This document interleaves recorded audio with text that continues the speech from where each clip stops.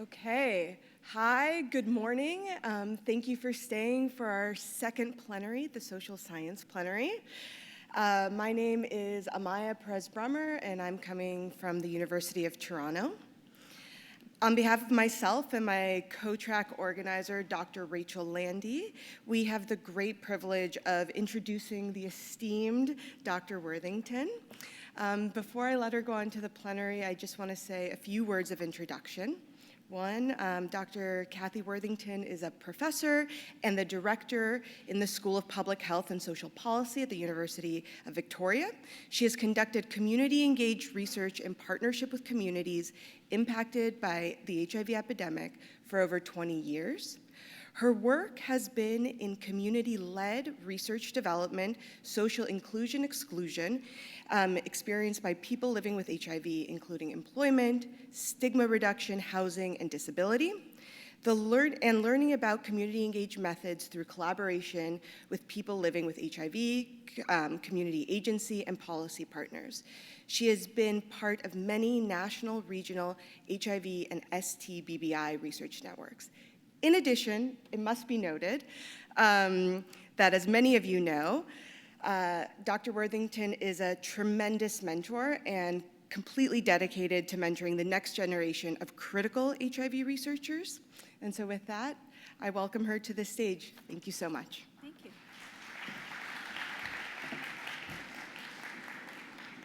Thank you, and good morning, everyone. Thank you so much for that very generous introduction. I wonder who that person is.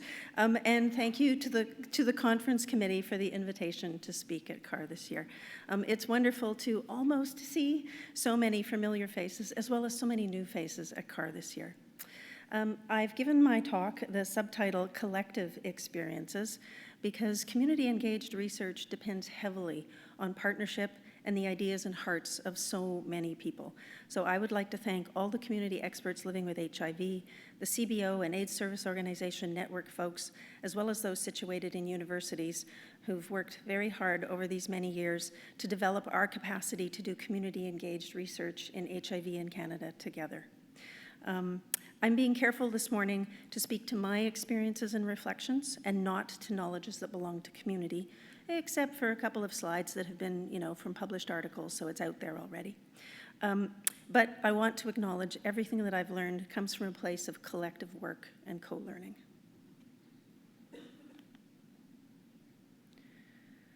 So first off, my conflict of interest statements. I have no conflicts to declare.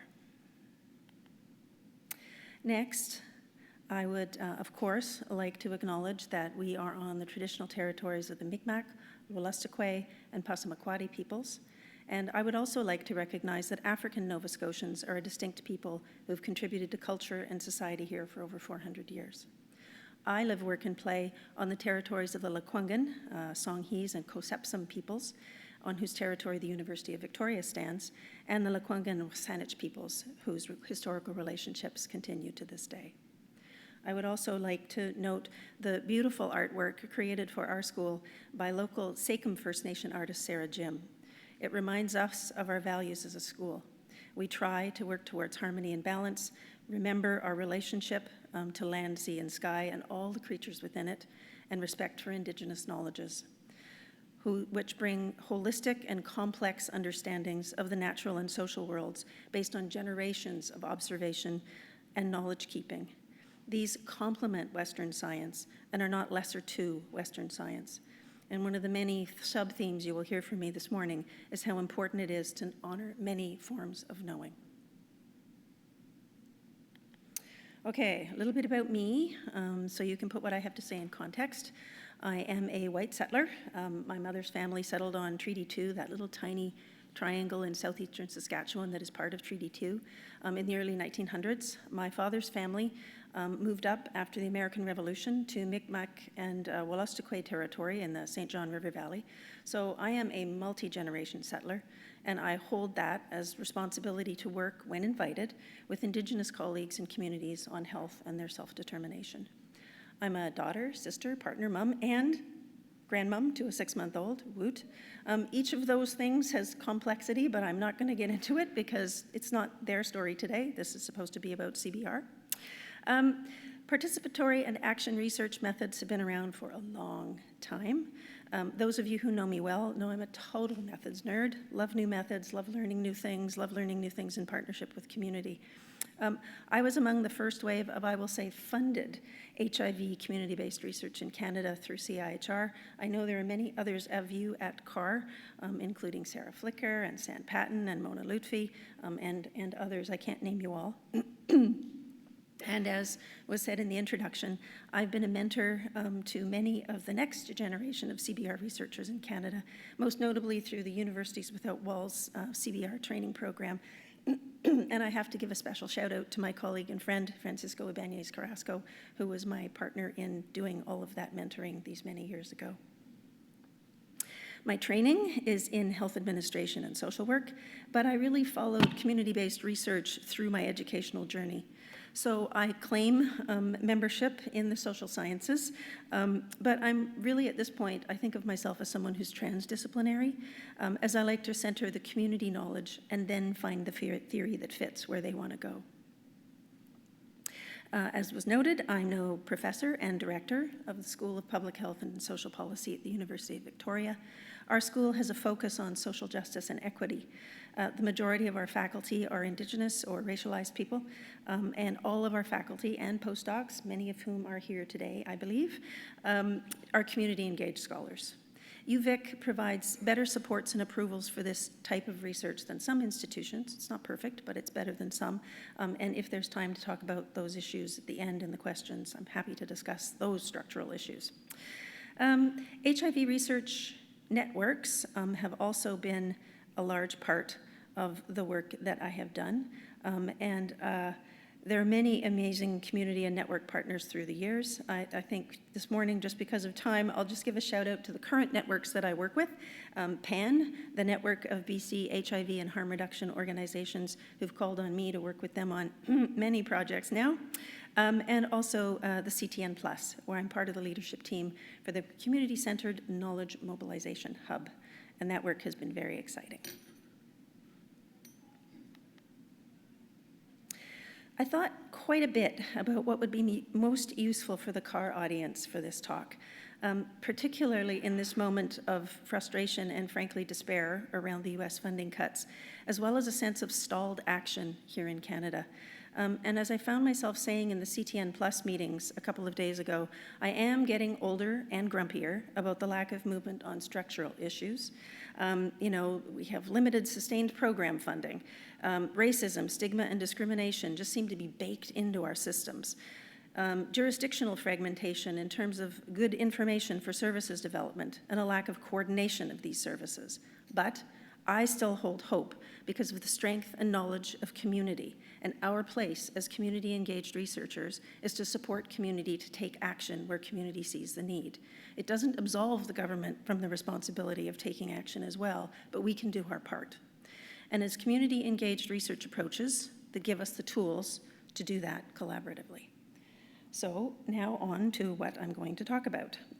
For the new folks in the room who may be curious about community-engaged research, I'm going to give you an introduction to the spectrum of community-engaged research frameworks that are out there so you can see their potential. I'll talk about their purposes, their distinguishing features, as well as their strengths and challenges. For the folks that currently do or have done community-engaged research for a long time, as well as those who are curious about it, I'll have a chance for some pretty rapid fire reflection on CBPR and participatory implementation science as the two forms of community engaged research that I'm most familiar with. I'll talk a little bit about their structures, processes, and outcomes. And for all of us at the end of the talk, I'll give you some preliminary ideas that I have had about emerging contexts and challenges that we can continue to talk about and figure out together. A foundational idea for all of these approaches is that these all come from a place of experiential co-learning. So all research partners come together to continue to learn and grow by doing, by actually doing the research process and getting to know each other. This also means that each project is different from the previous project that you've engaged in. Each destabilizes you, and each is distinct in terms of its context, culture, and issues. So if you've done one community-engaged research project, you've done one community-engaged research project, and I need you to keep that in mind as I speak to big generalities. I believe, oh, they didn't put the learning goals in. Excellent. So before I talk to you about community-engaged research frameworks, I should probably give you a definition. So community-engaged research frameworks are a broad range of approaches where researchers work collaboratively with groups of people that are affiliated by location, interest, social position, or their health status, i.e. a community, to address relevant issues. The research may be initiated by community members or academic researchers, and community partners are involved in the research in a variety of ways, but they are not only participants. Community-engaged research used to be a marginal form of research that was often looked at as not good science, as it's not value neutral. Community-engaged research comes from a range of approaches concerned with social action, change, and empowerment, as well as approaches that center on a real-world problem and are more concerned with pragmatic solutions, i.e., does the program service fit the clientele, and how do we best meet their needs? Community-engaged research is now applied in many contexts and is becoming a dominant form of health research, particularly around health equity research.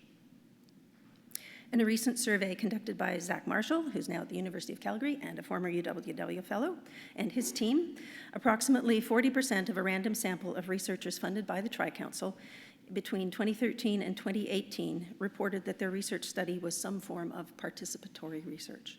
And just for those of you in the room who don't know what Tri-Council is, that's the three major funding bodies.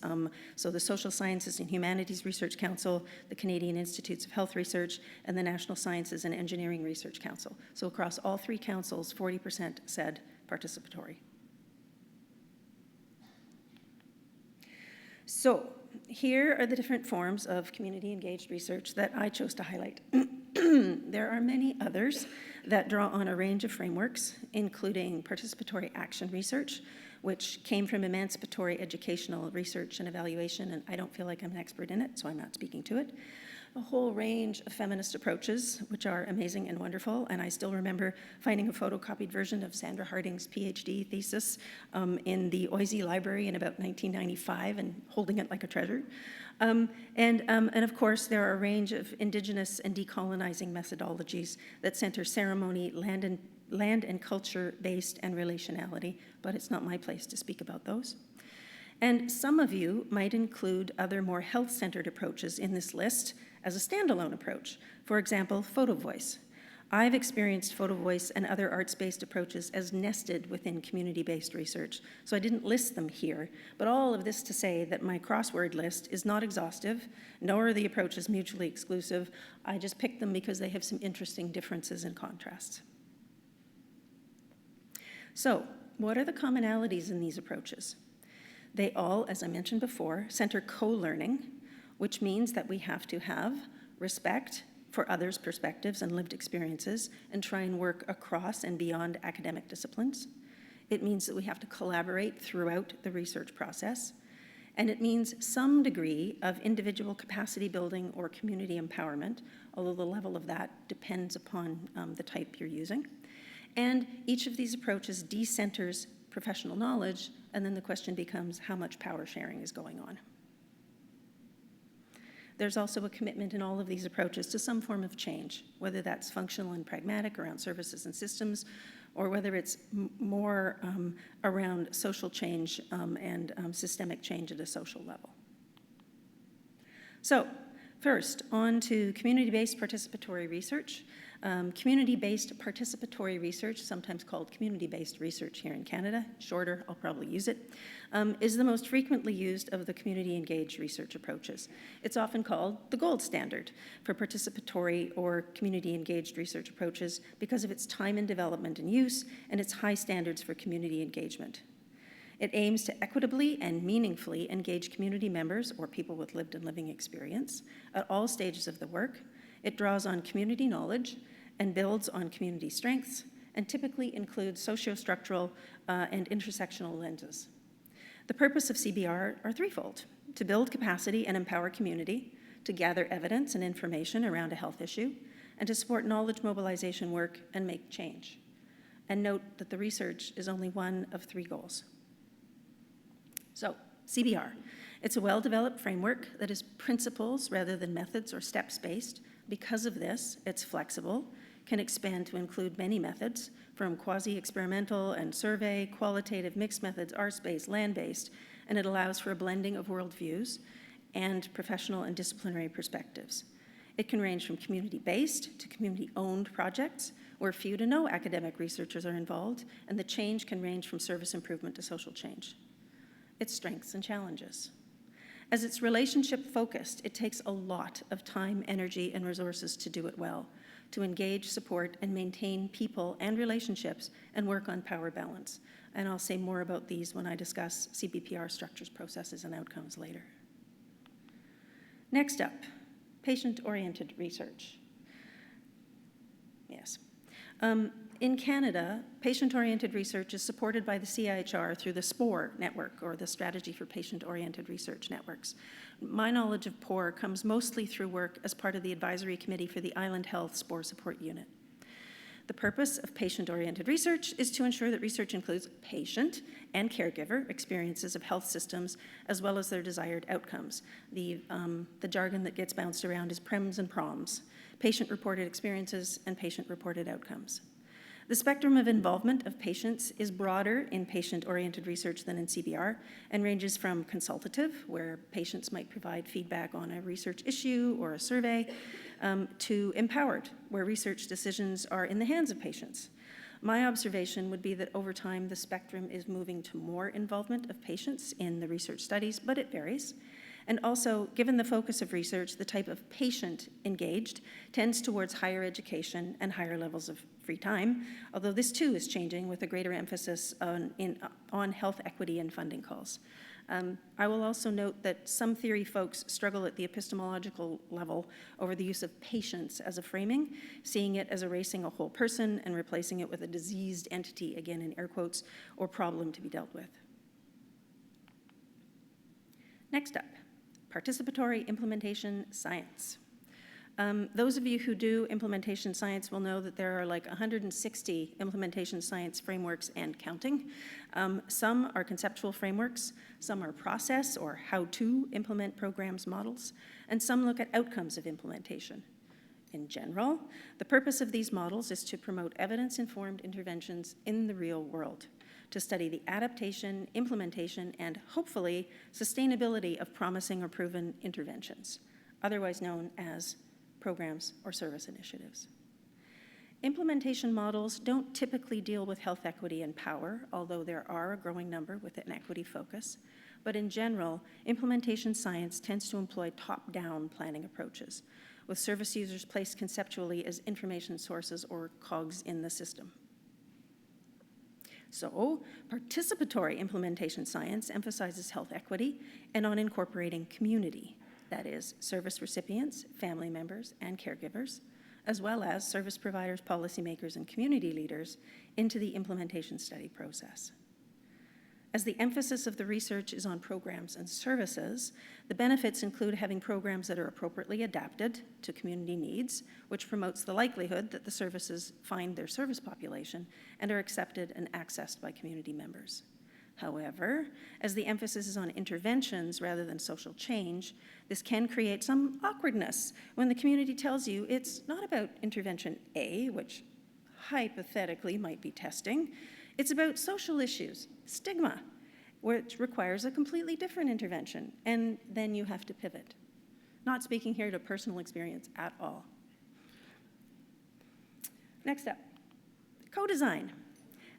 Co-design is a flavor of the month. I've seen it in so many different proposals and articles, and it's very cool. It emerged from cooperative research work design in Scandinavia in the 1970s and 80s, when unions reacted to being excluded from design processes for computer graphic design technology at work. Workers demanded to be at the table to be part of redesigning the work process that included computers. And for those of you who are younger, yes, there was a time when computers were not ubiquitous. anyway. So co-design engages community members and potential service users to find a solution to a health or service problem using a design perspective, where the emphasis is on a product. It is often used in program development. For example, the co-design with a team, including community members and people with lived experience, of a peer support program, where they might work on in developing content and the format of weekly modules. Co-design of a program can be either fluid or a very informal process, but there are several staged or stepped approaches to co-design that have emerged. So, similar to implementation science approaches and patient-oriented research, community members are typically engaged as expert service users or as service population. So one question that arises, as it does in many research on services, is what about the perspectives on service design of those who don't access services? Another point to raise here is that co-design can be nested within other community-engaged approaches. And finally, citizen science takes another approach on the inclusion of community members. Citizen science is the participation of the general public in the scientific process in collaboration with professional scientists. There are 3 levels. Contributory, sometimes called crowdsourcing, where the public engages in data collection only. Collaborative, where community members engage in collection, analysis, and interpretation of data. And co-created, where the public is engaged in the full research process. And this begins to look very much like community-based participatory research. Some of its key features: the emphasis is on science. Citizen science projects typically have well-developed or rigorous forms of data collection and are most often used in environmental research or physical environment or human and planetary health. So reporting on migratory patterns or bird counts, watching for comets, storm watching, and so on. An advantage of this approach is that there's potentially no need to engage citizens or community members through intermediaries like community-based organizations. If a data collection system has been set up, people simply opt in. So, its strengths. A large number of people can participate in a distributed way, particularly for crowdsourcing. So crowdsourcing is a fairly low barrier, low cost form of gathering information from community members, although of course technology restrictions and barriers can still apply around, do you have access to a tablet? Do you have sufficient bandwidth? And for citizen science, there's often no sustained engagement, so there's less opportunity for capacity bridging and co-learning or empowerment, although within this method, of course, people's opinions and inputs matter and count. And I'm not going to be able to see you very well, but how many of you have used crowdsourcing, either as community mapping for risks or resources, or maybe run a contest to generate a project logo, or looked for a prevention message from community? Has anybody done crowdsourcing? Yes, I see a few hands. Excellent. When PAN conducted the International People Living with HIV Stigma Index study almost 10 years ago now, we didn't frame it as a citizen science project, but rather as community-based research. But it came to us as a developed and kind of codified package from the GNP Plus folks. And so now that I'm reflecting on it, you could actually think of it as being a citizen science project because we were given a package, we had to deliver it in a particular way, and it was fairly formulated. We had peer engagement through the process, including the peer interviewers, but it was done in quite a different way from a typical CBR project. So again, now that I think about it, maybe it was citizen science. All right. Now on to talk a little bit about the realities, tensions, and outcomes within these kinds of research procedures. Yes, and I'm going to use the 2 that I'm most familiar with, community-based participatory research and participatory action research as my reflection points.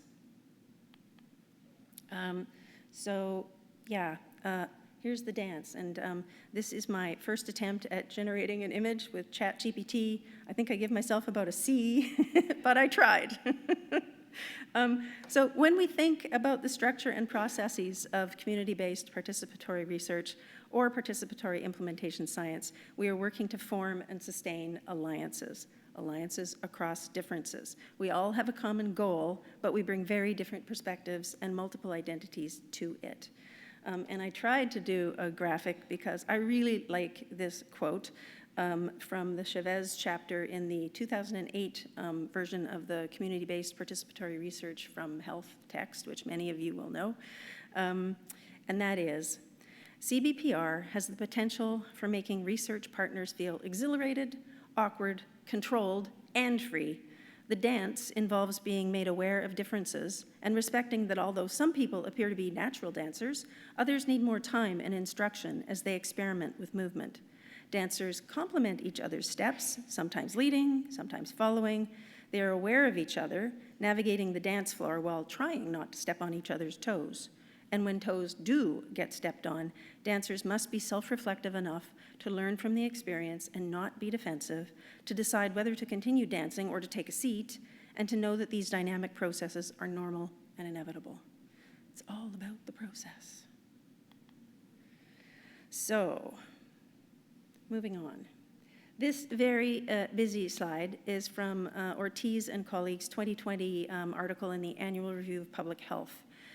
The framework itself has been developed over time. This particular paper was a health equity-focused scoping meta-review, examining the fit of the model, in other words, the CBPR framework, with real-world CBPR experience. They looked at over 100 reviews of CBPR studies that largely supported this conceptual framework, which, although I'm not here to talk about this, partly answers the "but does it work?" question. Within this framework, there are 4 domains: context, the social and structural, political and policy, the health issue importance to the community, community capacity and readiness, and collaboration, which includes historic trust and mistrust with the research community. And in teeny tiny font, you can see the details of each of these below. Without attention to these factors, collaboration efforts are less successful. And in our context, of course, we could add or adapt this. We might add some structural issues around colonization and perhaps some political tensions around the current situation in the US.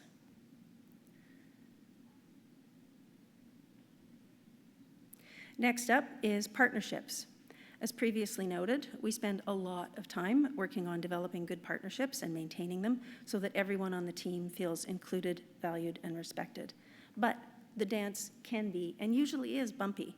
But we have many excellent models and resources in HIV CBR for good partnership processes that are available to us. For example, on the PAN website, just Google PAN in BC and you will see they have a list of CBR resources. The CHIWOS website is also excellent, so that's CHIWOS website, and the CTN Plus website all have resources and templates for things like team charters, study letters of support, suggestions for community payment levels, authorship agreements and guidelines, and so on. In partnerships, the commitment to collective empowerment is foundational, and collective empowerment means the community has capacity to achieve its goals. Now on to the intervention and research component of the work. CBPR processes honor commitment, community, and fit local setting, support co-learning, and ensure community are engaged in decision-making in all phases of the research. This produces outputs of culture-centered interventions, appropriate research designs, and increased partnership strength. And then the outcomes level.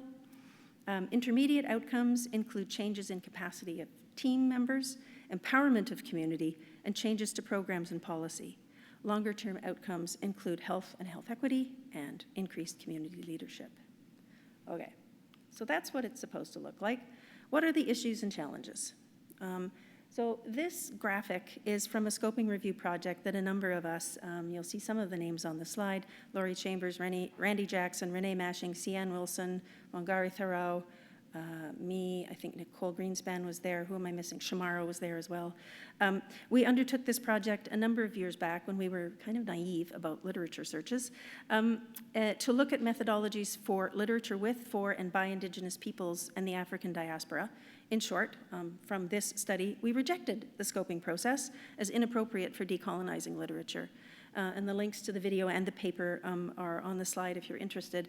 But really, I chose this graphic because I think it illustrates so well the self-reflexivity and questioning that goes on in each CBR study, although not all self-reflection exercises are videoed, as this one was.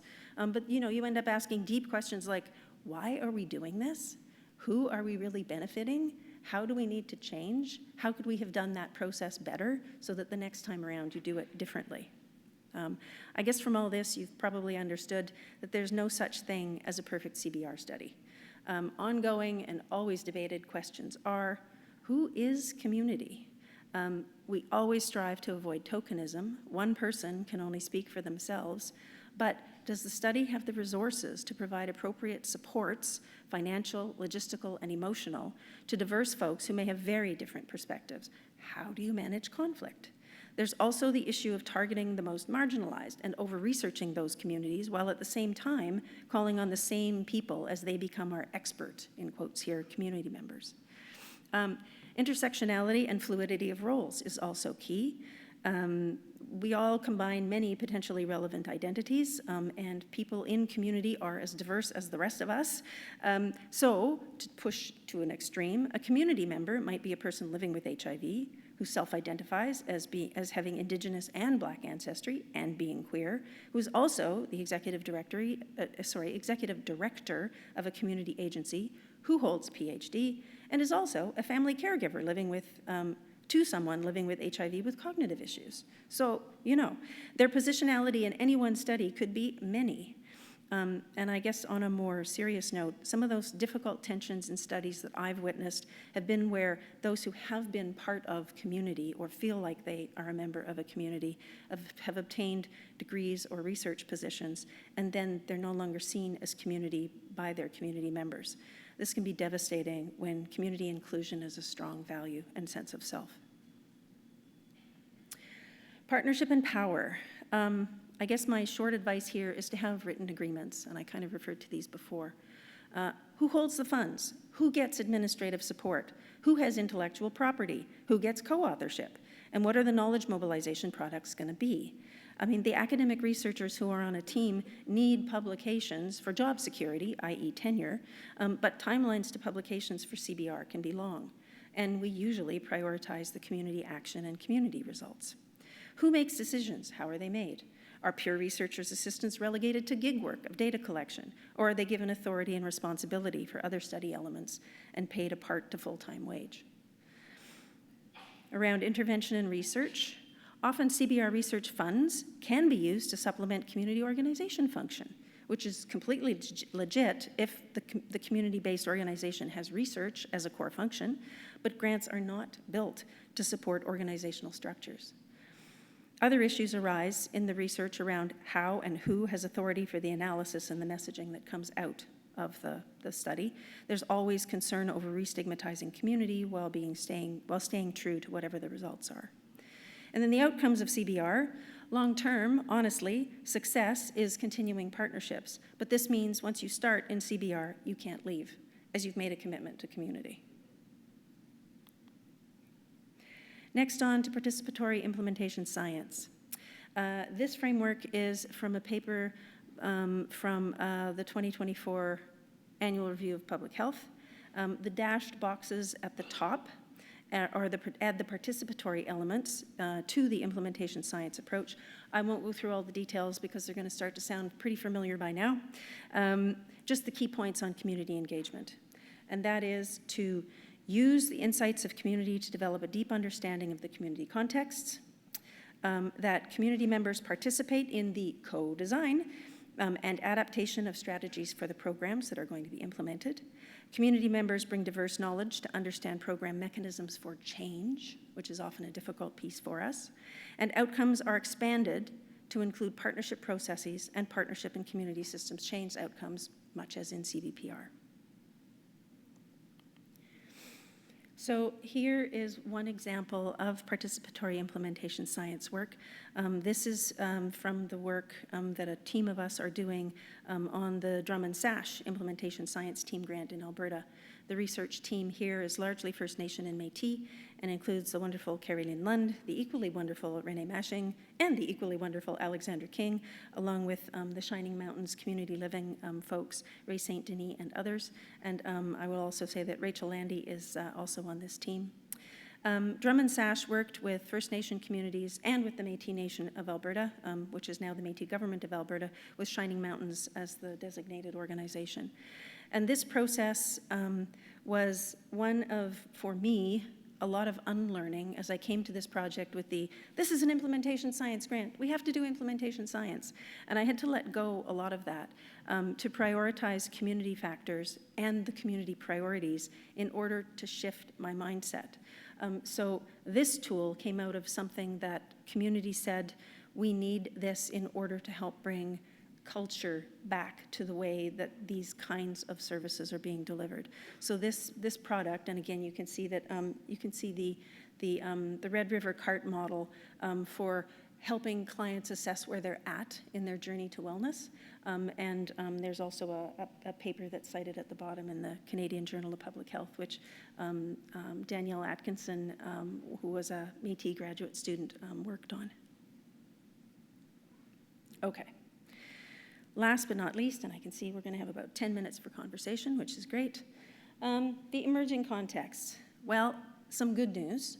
There has been quite the generational shift in who is doing HIV community-based research in Canada. So this is something to celebrate, as I've certainly seen a lot of progress and change over the last 20 years. It used to be, and I think we're now mostly gray hairs, but it used to be a lot of us allies who were in leadership roles in CBR. This is no longer the case. We have a new generation of CBR researchers, gay men, Indigenous people, Black people, people of color, people who've had or have addictions issues or mental health issues, and who may or may not be living with HIV. They are taking on leadership roles and getting the PhDs and doing the work. And I'm very happy about this, and I've always really been more comfortable in mentoring role, but it's nice to be able to step aside and see the new people take over. So that's happy news. The political climate, unfortunately, is not something to celebrate. I hope that between the time that I submitted these slides in February and now, there would be some ray of sunshine, but I don't see any. Clearly, we need to protect what we can and support our international colleagues as we can. Academic infrastructure pressures, oh boy. So for those in community, funding cuts have just kind of become the norm. And I will say that for those of us at universities, this is also a time of cuts and program retrenchment, where we have an increased focus on our teaching loads and more emphasis on producing students that are job ready, which for some of us in practice fields is fine, but in others not so much. The demand for research productivity, AKA research funding, has never been higher, but the funding pots are shrinking.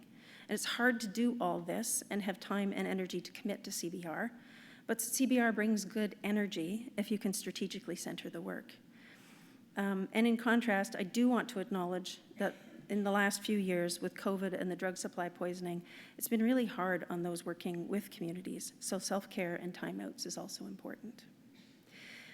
Systems thinking is currently being promoted in public health. And I didn't really have time, because I can now see the clock ticking down, to develop this idea, but I think we do need to develop a more iterative, holistic models of change in the work that we do, and that this might help us work through some of the systems issues where we seem to be stuck. So for further conversation.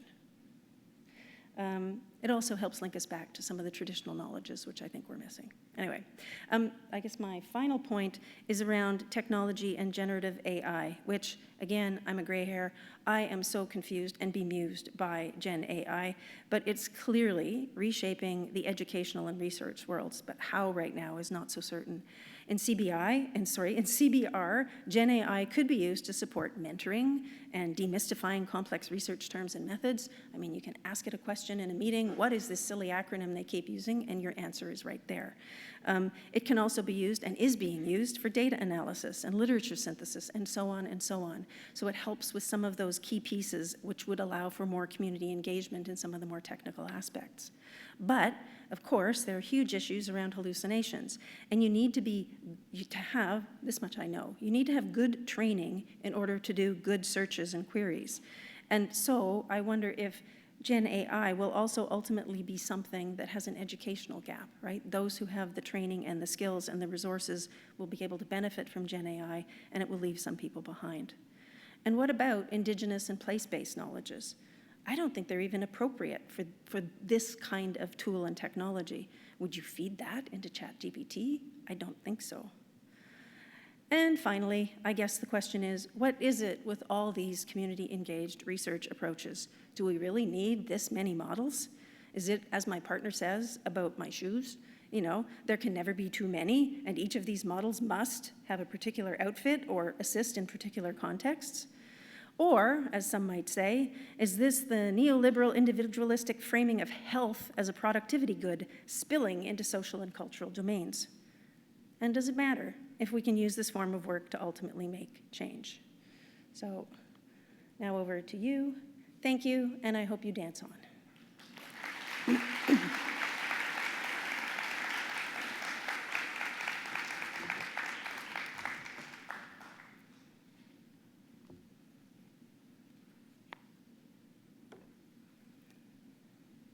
So we do have some time for questions. So as before, we invite questions to come up to the microphone.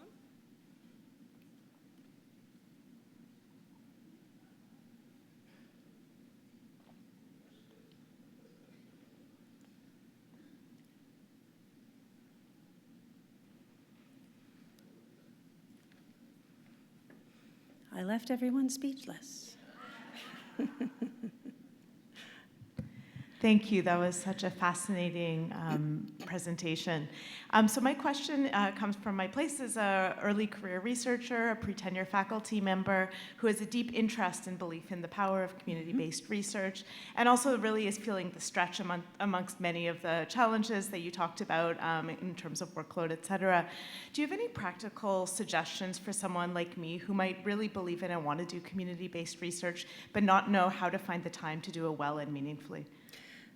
Reach out to some of your more senior colleagues who have teams that are underway. Get hooked in that way. I mean, I think it's the best way to be introduced to community is to have a trusted other who introduces you and brings you on. You that way get to learn some of the skill sets and frankly, humility that's necessary to do the work. And so that's one step. Another is to speak with your chair or director or whoever your next level up is, and see if you can do a bit of negotiation around what productivity looks like over the next few years. Productivity can be things like agreements with community agencies that you're going to work together, or charters, or community outputs. You know, you have to reframe what productivity looks like when you're working to community in a different timeline. But those would be some quick suggestions, and I'm happy to chat more about your particular circumstances later. Yeah. Anyone else? If not, you might get tea break early. Oh. Hello. Hello. My name is Tanguy Edrich. I'm a community-based research coordinator at COHR, which is the HIV Quebec Coalition.